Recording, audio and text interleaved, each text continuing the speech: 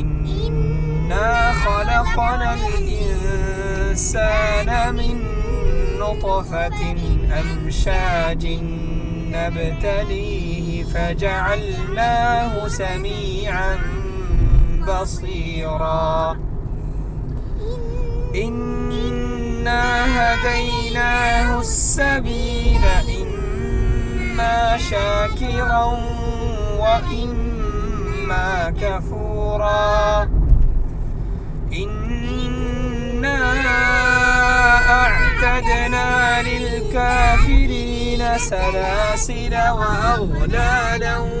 وسعيرا إن الأبرار يشربون من كأس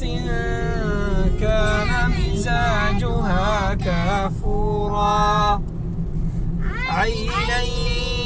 يشرب بها عباد